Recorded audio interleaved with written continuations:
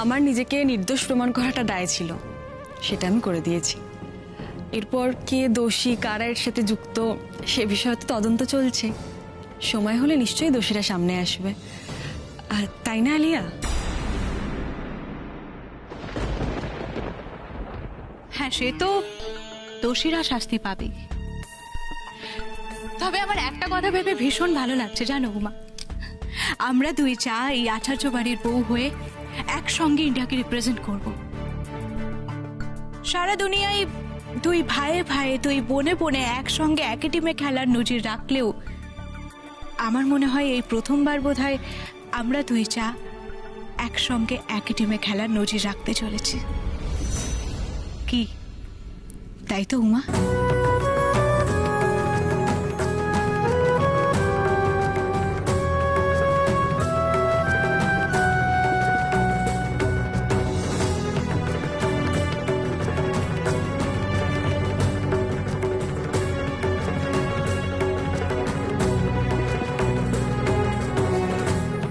দেখছো পিসিমণি, আলিয়া কিরকম বদলে গেছে। কি সুন্দর সবাইকে একসঙ্গে নিয়ে এগিয়ে যাওয়ার কথা বলছে, আর তুমি ওকে বকছিলে। এটাই এটাই আমার আলিয়া। আমি ওকে যেদিকে ফোকাস রেখে এগিয়ে যেতে বলেছি, ও কিন্তু একদম সেদিকেই ফোকাস রেখে এগোচ্ছে। আর ওকে নিয়ে কি গর্ব হচ্ছে আমি তোমাকে বলে বোঝাতে পারবো না। এটাই আসল আলিয়া, জানো তো। ওকে দেখে একটু না কুচু মনে হয় ঠিকই, কিন্তু আসলে মেয়েটা খুব মিষ্টি। সত্যি পিসিমণি, আলিয়া সত্যি বদলে গেছে। এই এখনকার আলিয়ার আগের আলিয়ার মধ্যে আকাশ পাতাল তফাৎ, তাই না? বলো কি সোমা, বলো। হ্যাঁ, তফাৎ তো হয়েছে নিশ্চয়ই, সেটা তো অস্বীকার করার উপায় নেই। কিন্তু এই মেয়ে তো সাংঘাতিক। এই যে কোনটা সত্যি আর কোনটা অভিনয়, সেটা তো বোঝার উপায় থাকে না। এই যে এত ভালো মানুষই দেখাচ্ছে, এতে তো আমার আশঙ্কা হচ্ছে এটা সত্যিই ভালো মানুষই নাকি এর পেছনে কোনো বদ উদ্দেশ্য কাজ করছে। হয়তো ফোন দিবে কি টাঁটছে, কিছু বলা তো যায় না। আলিয়া একদম ঠিক কথা বলেছে। এরপর থেকে যা প্রমাণ করার সেটা আমি মাঠেই প্রমাণ করব। আর তাছাড়া মাঠের বাইরে আমার সাথে কি হয়েছে সেটা তো অতীত, আমি সেসব ভুলে যেতে চাই। ডেফিনেটলি উমা এই রিজিওনাল টিমে দারুণ খেলবে বলেই আমার বিশ্বাস। আর তাছাড়া অস্ট্রেলিয়া যে 5 ম্যাচের সিরিজ খেলতে ইন্ডিয়াতে আসছে, সেই টিমে উমা হতে চলেছে আমার সব থেকে ভরসাযোগ্য এবং শক্তিশালী প্লেয়ার। আজ এই পর্যন্ত থাক। Thank you so much. না না, এক মিনিট। আজ তো এইভাবে যেতে দেবো না আমি, কারণ আজকের দিনটা শুধু আমার মেয়ের জন্য শুভ নয়, আমাদের গোটা পরিবারের জন্য শুভ। কারণ আমার মেয়ে Alia Bose Indian women cricket টিমের ক্যাপ্টেন হয়েছে। আর সেই জন্যই আজকে আপনাদের সবাইকে লাঞ্চ না করিয়ে আমি ছাড়বো না। আসুন, এদিকে ব্যবস্থা হয়েছে, আসুন আমার সঙ্গে। ছোটকা, হ্যাঁ, ছোটকা, তুমি আমাকে পার্টির ব্যাপারে কি একটা বলবে বলছিলে, বলো। পার্টি তো হবেই আলিয়া, পার্টি বিরাট করে হবে, ধুমধাম করে হবে। তারপর তুমি আবার ইন্ডিয়ান উইমেন্স ক্রিকেট টিমের ক্যাপ্টেন হয়েছো, বিশাল ডবল ধামাকা, ডবল সেলিব্রেশন হবে। হ্যাঁ, কি বলছো ছোটকা? ডাবল সেলিব্রেশন কি বলো? Grand celebration. একদম একদম। আচ্ছা ঠিক আছে, যাওয়া হওয়ার হবে, সময় হলে সব ঠিক হবে, ঠিক আছে? উমা, তুই যা তো আগে ফ্রেশ হয়ে নে, আমি তোর জন্য খাবার রেডি করছি। এ বাবা, না না, উমার বাড়ির খাবার একদম চলবে না। এই উমা, শোনো, তোমার খুব খিদে পেয়েছে কি? হ্যাঁ একটু তো। আচ্ছা ঠিক আছে, বেশ, আর কোনো কথা হবে না। তোমার খাবার আমার রুমে রাখা আছে, চলো আমার সাথে, চলো, এসো খেয়ে নেবে, চলো চলো।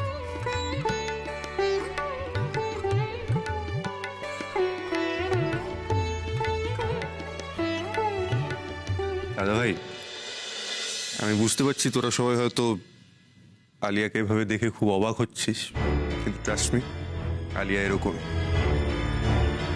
হ্যাঁ, ওকে দেখে একটু অহংকারী, না কুচু, বড়লোক বাবা স্পয়েলড মেয়ে এসব মনে হয় ঠিকই, কিন্তু মেয়েটা আসলে খুব ভালো রে, খুব সরল সাদাসিধে মনের একটা মেয়ে। ওকে প্রথমেই আমি চিনেছিলাম। তাই তো দেখছি আলিয়ার এত গুণ। আচ্ছা, আলিয়ার এই গুণগুলো আমরা কেন এতদিন বুঝতে পারিনি, কেন এতদিন আমাদের চোখে পড়েনি? হ্যাঁ ছোটকা, তোমরা আসলে আলিয়াকে এতদিন ঠিক চিনতে পারো না। ও হচ্ছে আসল লিডার, ও নেতৃত্ব দেওয়ার জন্যই এসছে। তোমরা মিলিয়ে নিও, এমন একটা দিন আসবে এই আলিয়া লিডার হিসেবে সেরা মুখ নির্বাচিত হবে। মিলিয়ে নিও আমার কথা। আলিয়ার এই অতি ভালো মানুষই করাটা আগামী দিনে উমার চরম কোনো ক্ষতি করার উদ্দেশ্য নয় তো?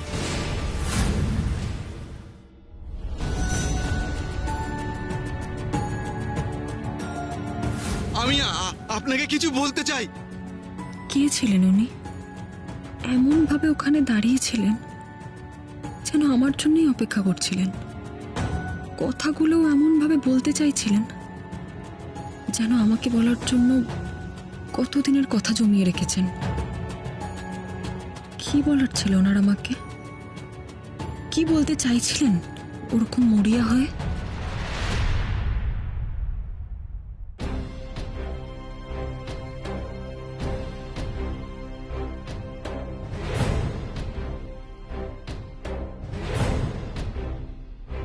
আলিয়া এই নাটকটা কেন করছে সেটা ভাবছো তো উমা? মানুষ এত সহজে চেঞ্জ হয় না, তাই না? না মানে যে মানুষটা দুদিন আগে অবধি তুমি যাতে খেলতে না পারো সেটার জন্য মরিয়া হয়েছিল, সে সাডেনলি এখন তোমার ব্যাপারে এত ভালো ভালো কথা বলছে। মানে এখন এত পজিটিভ কথা বলছে যে বাড়ির সবাই ভাবছে যে ওরাই নাকি আলিয়াকে চিনতে ভুল করেছে। But that's not true. আলিয়াকে যদি বাড়ির লোকজন এখন বিশ্বাস করে সেটা ওদের ব্লান্ডার হবে। হ্যাঁ বাট তোমার একটা ব্যাপার আমার ভালো লেগেছে, তুমি যে আলিয়ার এই ভালো মানুষিতে বয়ে যাওনি, দ্যাটস গুড। মানে তোমার মনে একটা সন্দেহ জেগেছে, দ্যাটস গ্রেট। মানে আলিয়া যে কেন এই নাটকটা করছে সেটাই আমি বুঝতে পারছি। আলিয়া কেন এটা করছে সেটা আজ নয় কাল ঠিকই জানা যাবে। কিন্তু রুদ্রর কথা তো সত্যি হতে পারে, হয়তো আলিয়া সত্যি সত্যিই পাল্টে গেছে। আচ্ছা, আমরা কি ওকে আরেকবার বিশ্বাস করতে পারি না? না উমা, পারি না।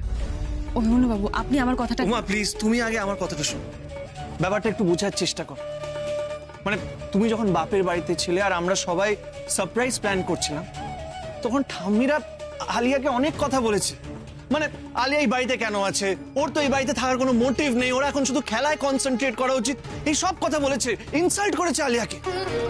কিন্তু আলিয়া একটাও কথা বলেনি, because she is a intelligent girl.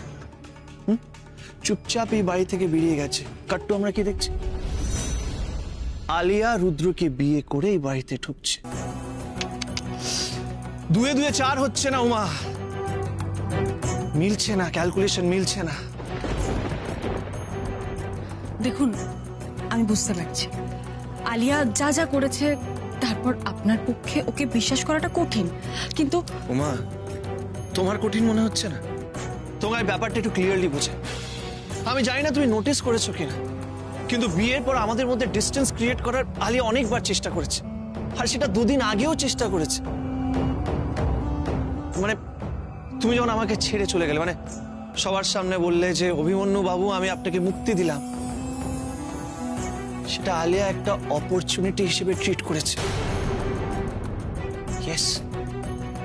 তারপরে আলিয়া এই বাড়িতে ছিল, দিনের পর দিন আমার ভাবনাকে মোল্ড করার চেষ্টা করছে। হ্যাঁ, আমি সেটাই বুঝতে পারছি না যে একটা মানুষ দিনের পর দিন আমার ভাবনা মোল্ড করার চেষ্টা করেছে, সে সাডেনলি রুদ্রর ভালোবাসা পড়লো কবে? কবে রুদ্রকে ভালোবাসলো? আমি তো এটাই বুঝতে পারছি না যে আলিয়া কবে অতীতকে পেছনে ফেলে এগিয়ে আসার চেষ্টা করলো। তাই আমি বলছি এই সব কিছুর পেছনে কোনো বড় কারণ আছে, মিলিয়ে নিও তুমি। কিন্তু আলিয়া তো সবার সামনে আমার ব্যাপারে ভালো ভালো কথা বলছে, আমার যত্ন নিচ্ছে, আমার কিভাবে খেলা উচিত কিভাবে নয়, কি খাওয়া উচিত কি খাওয়া উচিত না, সব বিষয়ে খেয়াল রাখছে। আপনি কি বলতে চাইছেন এটাও নাটক করছে? মানে সবার সামনে আমার বিষয়ে ভালো ভালো কথা বলে আড়াল থেকে আমার ক্ষতি করতে চাইছে? ওকে আমাকে পিছন থেকে ছুরি মারতে চাইছে? হতেই পারে, আর তাতে আমি অবাক হব না। অভিমন্যু বাবু, এক সেকেন্ড উমা, তোমাকে ব্যাপারটা বোঝাই। রুদ্র ভীষণ ভালো ছেলে, তুমি হয়তো ওকে চেনো না, কিন্তু সত্যি রুদ্র খুব ভালো ছেলে। কিন্তু মেজকাকির মারা যাওয়ার পর মেজকা রুদ্রকে হস্টেলে পাঠিয়ে দেয়, আর আমার মনে হয় সেই জন্যই ওর মনে মানে একটা অভিমান, ভালোবাসা না পাওয়ার ক্ষোভ জন্মায়, আর এটাই আলিয়া এনক্যাশ করে। ট্রাস্ট মি, মানে আলিয়া রুদ্রর সামনে প্রিটেন্ড করছে যে ও রুদ্রকে খুব ভালোবাসে, কিন্তু সেটা সত্যি না। আলিয়া মিস্ত্রির ছুরি চালাচ্ছে, যেটা রুদ্র বুঝতে পারছে না। মানে সবাই ভাবছে যে আলিয়া কমপ্লিটলি চেঞ্জ হয়ে গেছে, বিয়ের পরে she is a changed person, কিন্তু সেটা সত্যি নয়। আর সেই জন্যই আমি উমা তোমায় রিকোয়েস্ট করছি, প্লিজ প্লিজ চোখ কান খোলা রাখো, কারণ আমি শিওর এই সব কিছুর পেছনে আলিয়ার কোনো বড় উদ্দেশ্য আছে। তাই সবাই পজিটিভলি নিলেও তুমি আলিয়াকে পজিটিভলি নিও। চোখ কান তো আমাকে খোলা রাখতেই হবে। মানে কি বলতে চাইছো? আজকে মাঠে না একটা অদ্ভুত ঘটনা ঘটেছে। একটা লোকের সাথে আমার দেখা হয়েছিল। লোকটাকে না এমন অদ্ভুত দেখতে, এক মুখ দাড়ি, কিরকম আলো থালু চেহারা। মানুষটা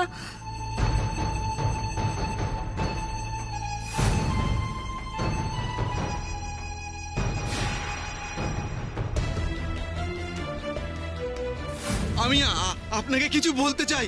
আমি আসলে একজন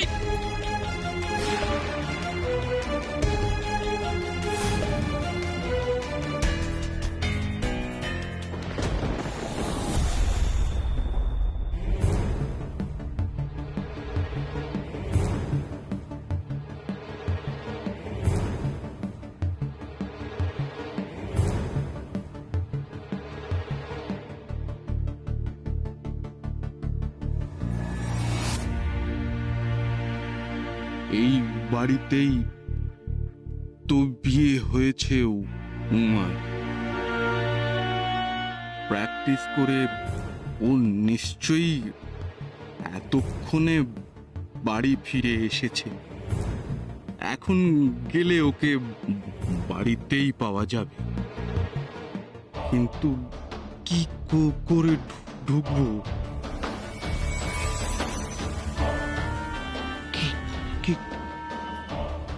কিন্তু এটা তো অম্বরীশ আচার্যর বাড়ি। এই বাড়ির ছোট ছেলের সঙ্গে উমা দাসের বিয়ে হয়েছে।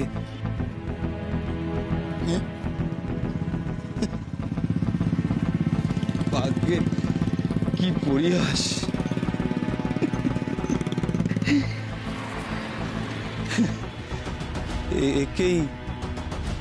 একেই বলে ভাগ্যের খেলা। তুমি, আমি আর উমা একই ভাগ্যের সুতোয় বাঁধা।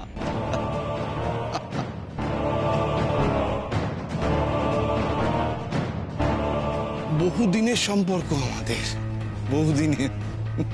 যতদিন বাঁচবো তোমার জীবনে কালো ছায়া হয়ে বাঁচবো। আরে আরে, কে তুমি? এখানে দাঁড়িয়ে কি করছো? যাও এখান থেকে। সমর সেন। আপনি? মানে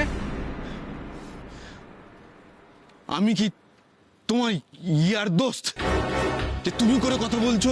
আচ্ছা আচ্ছা, ঠিক আছে, আপনি যান এখান থেকে। এইভাবে গেটের সামনে দাঁড়াবার নিয়ম নেই। আজ এই বাড়িতে অনেক বড় ব্যাপার স্যাপার ঘটছে। আরে এই বাড়ির বউ ইন্ডিয়ান মেয়েদের ক্রিকেট টিমের ক্যাপ্টেন হয়েছে। ক্রিকেট সম্বন্ধে কিছু বোঝেন আপনি? বোঝেন কিছু ক্রিকেট সম্বন্ধে? এই যান এখান থেকে, যান যান যান। কি হলো, দাঁড়িয়ে আছেন? যান বলছি এখান থেকে।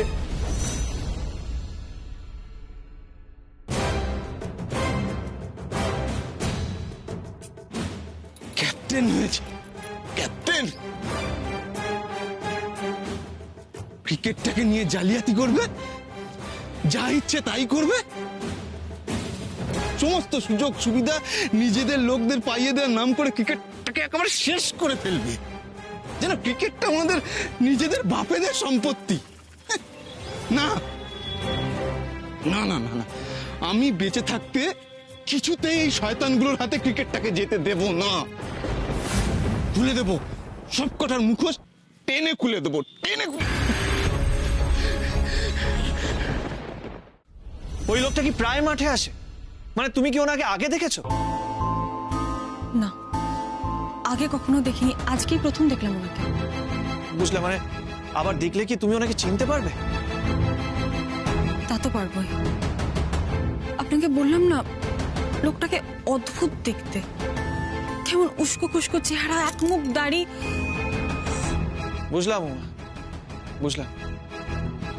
আচ্ছা, বলছিলাম আমি বাবার সাথে সকালে কথা বলেছি তোমার বাবার মৃত্যু রহস্য নিয়ে।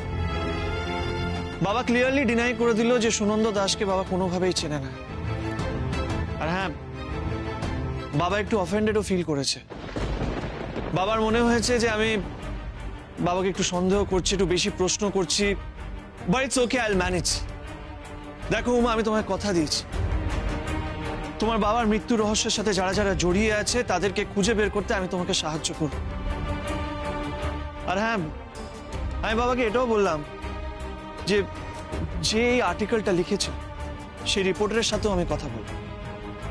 আপনি কি করে ওনার সাথে কথা বলবেন? মানে ওনার নাম ঠিকানা কিছুই তো নেই আমাদের কাছে। আচ্ছা আচ্ছা, মানে আপনি চেনেন তাকে? দেখো উমা, তোমার সাথে কথা বলার পর আমি নিজের সোর্স লাগাই। একজন বিশ্বস্ত সোর্স থেকে আমি জানতে পারি যে ওনার নাম হলো সমর সেন। কি নাম বললেন? সমর সেন। আমার নাম সমর সেন। সমর সেন?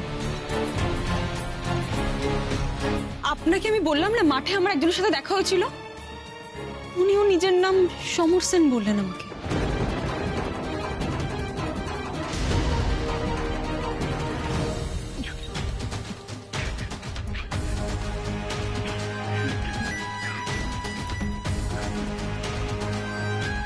কি অম্বরীশ আচার্য, এতক্ষণে নিশ্চয়ই তোমার রাতের ঘুম উঠে গেছে। হ্যাঁ, নিশ্চয়ই বুঝতে পারছো আমি কে বলছি। ইয়েস, আমি এরপর তোমার জীবন থেকে সমস্ত আনন্দ সুখ আমি কেড়ে নেব। সুনন্দ দাসের মৃত্যু রহস্য আমি যখন সবার সামনে রিভিল করব, তখন তখন কি করবে তুমি? কিভাবে নিজেকে বাঁচাবে? হ্যাঁ, তুমি কি ভেবেছো তোমার ওই মন্ত্রী বন্ধু সঞ্জয় বোস তোমাকে সাপোর্ট করবে? হ্যাঁ, আরে বাবা, তুমি যখন ডুববে তখন তো ওকে সঙ্গে করে নিয়েই ডুববে। এত দিনকার সমস্ত ফোন কলগুলোকে মিথ্যে হুমকি বলে ভুল বুঝো না।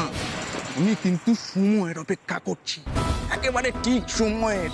আর খুব শীঘ্রই সে সময় আসতে চলেছে। তোমার মতো অসাধু ব্যবসায়ীদের, যারা ক্রিকেটটাকে নিজেদের ব্যক্তিগত ব্যবসায় পরিণত করেছো, তাদের পতনের কাউন্টডাউন শুরু হয়ে গেছে। শুনতে পাচ্ছ? টিক টক, টিক টক, টিক টক। কি বলছো মা? উনি নিজে এসেছিলেন তোমার সাথে দেখা করতে? আমি জানি না আপনি যে সমর সেনের কথা বলছেন উনিও সেই সমর সেন কিনা, কিন্তু যদি উনি ওই সমর সেন হয়ে থাকে তাহলে তো ওনার সাথে যোগাযোগ করতে পারলে আমি অনেক কিছু জানতে পারতাম। আমার বাবাকে কারা ম্যাচ ফিক্সিং এর জন্য পিচ তৈরি করতে বলতো, কারা জোর করতো, কারা হুমকি দিত, আমি তো সবটা জানতে পারতাম। এবার কি হবে? কি করবো এবার? আমি কোথা থেকে ওনার সাথে যোগাযোগ করবো এবার? কি করে করলাম আমি এটা? অভিমন্যুবাবু, আপনি যেভাবে হোক আমাকে ওনার সাথে যোগাযোগ করিয়ে দিন, যেভাবে হোক, যেভাবে হোক। ওনার থেকে আমার অনেক কিছু জানার আছে, অনেক প্রশ্ন আছে আমার ওনার কাছে। প্রশ্ন তো আমারও আছে, কিন্তু আমি বুঝতে পারছি না ওনার মুখোমুখি হওয়াটা সম্ভব কিনা।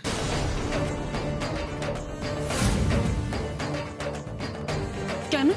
কারণ ওনার সাথে এখন কারো কোনো যোগাযোগ নেই। উনি এখন আর সংবাদ মাধ্যমে কাজ করেন না। মানে উনি এখন কোথায় আছেন, কি করছেন, কেউ কিছু জানেন না।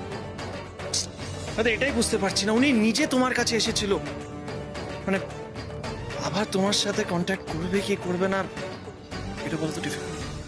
এটা আমি কি করে করলাম? এবারে লোকের সাথে আমি কি করে যোগাযোগ করবো, কি করে নাম্বার পাবো, কি করে ঠিকানা পাবো? আমি তো কিচ্ছু জানি না উনি কি করেন, কোথায় থাকেন, আমি কিচ্ছু জানি না। আচ্ছা উমা উমা শান্ত হও, শান্ত হও, এভাবে ভেঙে পড়লে চলবে না। কিন্তু লোকটাকে আরে শান্ত হও বলছি তো, কাম ডাউন। ওনার সাথে আবার তোমার দেখা হয়ে যাবে, মিলিয়ে নিও তুমি। করে দেখা হবে। দেখো কাম ডাউন বলছি, ঠান্ডা হও, ঠান্ডা হও, ঠান্ডা হও। আমি ঠিক আছে। ওহো বউ আমার মাথা গরম হয়ে গেছে। আসো বাবা, রেলগাড়ি বাবা বাবা, এসো বসো কেন বসো। বসবো? দাদা পা টিপে দিচ্ছি। আরে ছি, ছি, আপনি পায়ে কেন হাত আরে দিচ্ছেন? কেন পা টিপবো না, তুমি ক্লান্ত, ওটা পা টিপে দিচ্ছি। না না আমি ঠিক আছে, আমি ক্লান্ত কিচ্ছু না, আমার পা টিপতে আচ্ছা হবে না। আমাকে একটা কথা বলো তো, আমি যদি ক্লান্ত হই তুমি আমার পা টিপে দেবে না? দেবে না আমার পা টিপে?